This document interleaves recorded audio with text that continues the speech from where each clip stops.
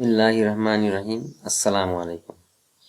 Since I am completely new to many of you, at first I should introduce myself. My name is Muhammad Moshir Rahman. I come from Brahmanbaria, one of the districts of Bangladesh. I completed BA Honours and MA in English in the Department of English from the Islamic University at Kustia in Bangladesh. I also studied on English language in the Department of English from Dhaka University at Dhaka in Bangladesh. One important point to note here, please don't try to copy the book for any commercial purpose because there is copyright here. This video is done only for the welfare of the students.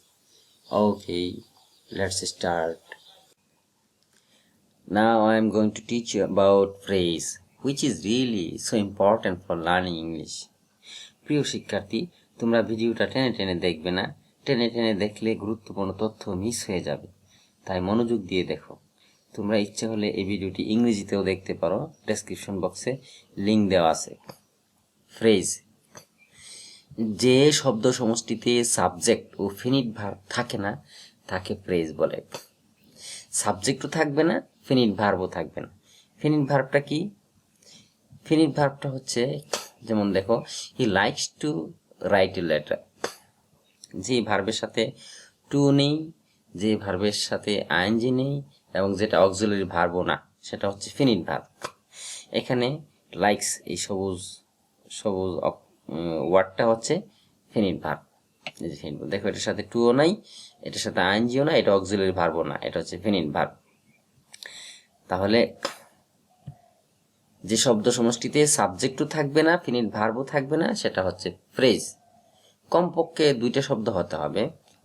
যেমন at present মানে বর্তমানে, দেখো দুইটা শব্দ, at একটা শব্দ, present আর একটা শব্দ, দুটো মিলে একটা ফ্রেজ হয়েছে, মানে বর্তমানে। ক্যাটস অ্যান্ড ডগস, এখানে তিনটা শব্দ মিলে একটা ফ্রেজ হয়েছে। ক্যাটস একটা, অ্যান্ড একটা, আর ডগস হচ্ছে আর একটা। ক্যাটস অ্যান্ড ডগস, মুষল ধারে। With a view to, with a view to, চারটা শব্দ মিলে একটা ফ্রেজ হয়েছে। কাজে যে শব্দ সমষ্টিতে সাবজেক্টও থাকবে না, ফিনিট ভার্বও থাকবে না, সেটা হচ্ছে ফ্রেজ। ফ্রেজ হচ্ছে 7 প্রকার: noun phrase, adjective phrase, verb phrase, adverb phrase, preposition phrase, conjunction phrase, interjection phrase. Parts of স্পিচের 8 প্রকারে শুধু প্রোনাউনটা থাকে না, আর বাকি 7টাই থাকে। যেমন লক্ষ্য করো, নাউন ফ্রেজটা কি? যে ফ্রেজ নাউনের কাজ করে তাকে নাউন ফ্রেজ বলে। যেমন weal and woe come by turns, সুখ দুঃখ পর্যায়ক্রমে আসে। উইল অ্যান্ড ও, দেখো এটা একটা ফ্রেজ। উইল একটা শব্দ, অ্যান্ড একটা শব্দ, ও আরেকটা শব্দ মিলে একটা ফ্রেজ হয়েছে। এটা নাউনের কাজ করতেছে। এখানে কাম ভার্বের সাবজেক্ট হিসেবে আছে, ভার্বের সাবজেক্ট হিসেবে এখানে নাউনের কাজ করতেছে। এটা noun phrase. I know the sum and substance of the story, আমি গল্পটার মূল কথাটা আমি জানি। আচ্ছা, তাহলে এখানে দেখো সাম এন্ড সাবস্টেন্স, এই কথাটা হচ্ছে একটা ফ্রেজ। এখানে 3টে শব্দ মিলে একটা ফ্রেজ হয়েছে এবং এটা নো ভার্বের অবজেক্ট হিসেবে কাজ করতেছে এবং সেটা নাউনের কাজ করতেছে। Lord Ripon is a bosom friend of mine, এখানে বুজম ফ্রেন্ড, এখানে বুজম ফ্রেন্ড অফ মাইন হচ্ছে এটা হচ্ছে একটা কমপ্লিমেন্ট, ভার্বের কমপ্লিমেন্ট। এটাও নাউনের কাজ করতেছে, নাউন ফ্রেজের কাজ করতেছে। আচ্ছা, এবার দেখো অ্যাডজেক্টিভ ফ্রেজ। অ্যাডজেক্টিভ ফ্রেজ কি? যে ফ্রেজ অ্যাডজেক্টিভের কাজ করে তাকে অ্যাডজেক্টিভ ফ্রেজ বলে। যেমন the girl sitting under the tree is my sister. দেখো, সিটিং একটা শব্দ, আন্ডার একটা শব্দ, দি, ট্রি, 4টা শব্দ মিলে একটা ফ্রেজ হয়েছে। এটা এখানে অ্যাডজেক্টিভের কাজ করতেছে। এটা এখানে দেখো সাবজেক্ট আছে দ্য গার্ল, তারপরে এই ফ্রেজটা ভার্বের সাথে আইএনজি যোগ করছে, তারপরে আন্ডার দ্য ট্রি লিখেছে। Present participle, present participle, sitting হচ্ছে প্রেজেন্ট পার্টিসিপল। প্রেজেন্ট পার্টিসিপলটা কি? মেইন ভার্বের সাথে আইএনজি, ঠিক আছে? মেইন ভার্বের সাথে আইএনজি থাকলে এটা প্রেজেন্ট পার্টিসিপল হয়। এর প্রেজেন্ট পার্টিসিপল ফ্রেজ অ্যাডজেক্টিভের কাজ করতেছে। সিটিং হচ্ছে প্রেজেন্ট পার্টিসিপল, তারপরে এই শব্দগুলো আছে, এই সব কয়টা মিলে একটা ফ্রেজ হয়েছে এবং এর অ্যাডজেক্টিভের কাজ করতেছে। এই যে নাউন প্রনাউনের পরে NP plus present participle, NP plus present participle, NP plus past participle এগুলো থাকলে এগুলো অ্যাডজেক্টিভের কাজ করে সেন্টেন্সের মধ্যে। এখানে এনপি প্লাস প্রেজেন্ট পার্টিসিপল আছে তো এইখানে এটা অ্যাডজেক্টিভের কাজ করতেছে। একইভাবে দেখো আরেকটা, the bridge built in 2010 broke down completely.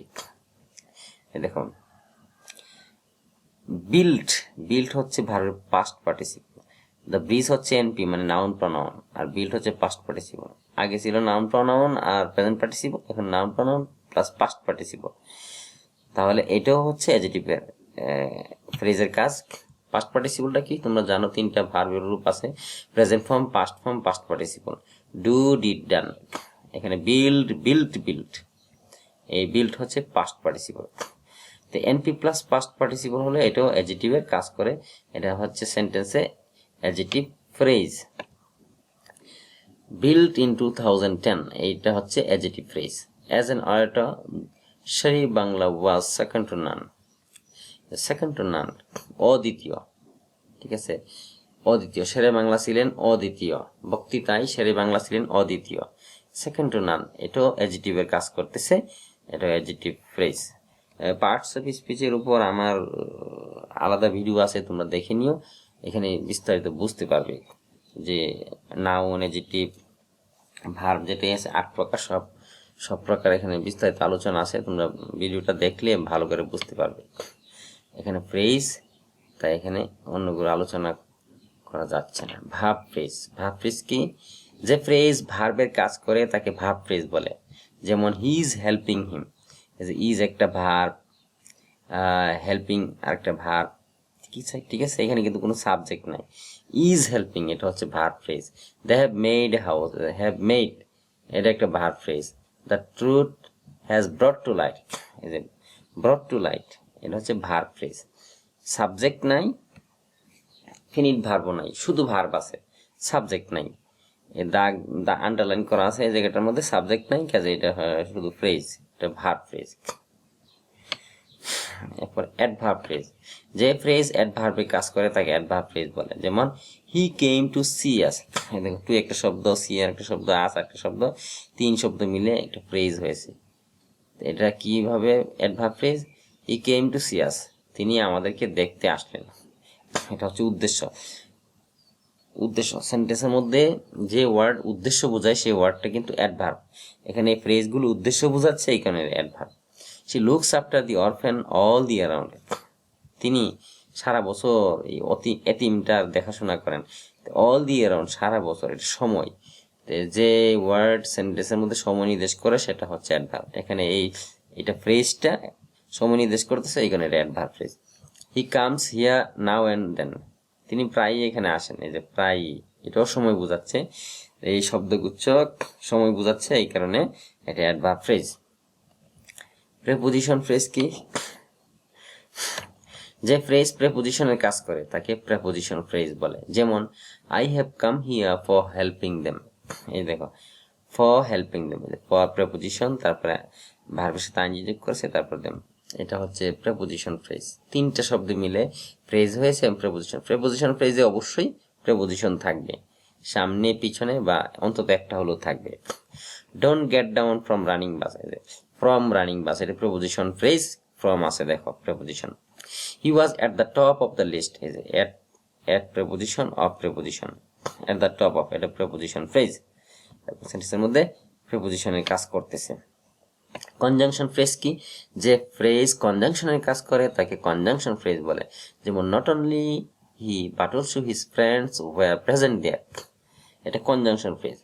কিভাবে দেখো কনজাংশনের কাজ করতেছে, not only he but also his friends, not only he but also, he আর হিজ ফ্রেন্ডস কে কানেক্ট করছে কনজাংশন, তাই না? এই কারণে হি আর হিজ ফ্রেন্ডস কে কনজাংশনে কানেক্ট করেছে, এই কারণে এটা হলো conjunction phrase. Kindly come here as soon as possible, এই যে অ্যাজ সুন অ্যাজ এটা হচ্ছে conjunction phrase. she as well as her friends came to my birthday, as well as এটা কানেক্ট করেছে, she আর her friends কে connect করেছে conjunction phrase as well as a conjunction phrase. তিনি এবং তার বন্ধুরা আমার জন্মদিনে আসলেন। ইন্টারজেকশন ফ্রেজ কি? একইভাবে যে ফ্রেজ ইন্টারজেকশনে কাজ করে তাকে ইন্টারজেকশন ফ্রেজ বলে। যেমন O Allah, what can I do now. এই যে ও আল্লাহ, আকস্মিক পরিবর্তন, আশ্চর্যজনক কথা, এগুলো হচ্ছে ইন্টারজেকশন। ও আল্লাহ, হে আল্লাহ, what can I do now, আমি এখন কি করব। Fie fie, you have stolen the mobile set. ছি ছি, তুমি মোবাইল সেটটা চুরি করেছো। এই যে দেখো, আশ্চর্যজনক ঘটনা। তোমরা এই যে আশ্চর্যজনক যে চিহ্নটা, এক্সক্লেমেটরি মার্ক, এই চিহ্নটা দেখলেই তোমরা ধরবে এটা ইন্টারজেকশন। আর যেহেতু একাধিক ওয়ার্ড আছে, এখানে ইন্টারজেকশন ফ্রেজ। ও আল্লাহ এই যে ইন্টারজেকশন ফ্রেজ। ফাই ফাই, এই দেখো দুটো আছে, কাজে এটা phrase. Tut tut, he is a chain smoker, এই যে টাট টাট, কাজে এই চিহ্নটা থাকলে ইন্টারজেকশন হবে এবং একাধিক থাকলে ইন্টারজেকশন ফ্রেজ হবে। তাহলে এতটুকুই।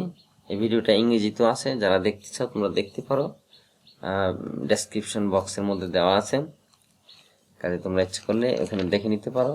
এতক্ষণ মনোযোগ দিয়ে দেখার জন্য তোমাদেরকে অনেক ধন্যবাদ। তোমরা সব কয়টা ভিডিও দেখার জন্য সাবস্ক্রাইব করে নাও।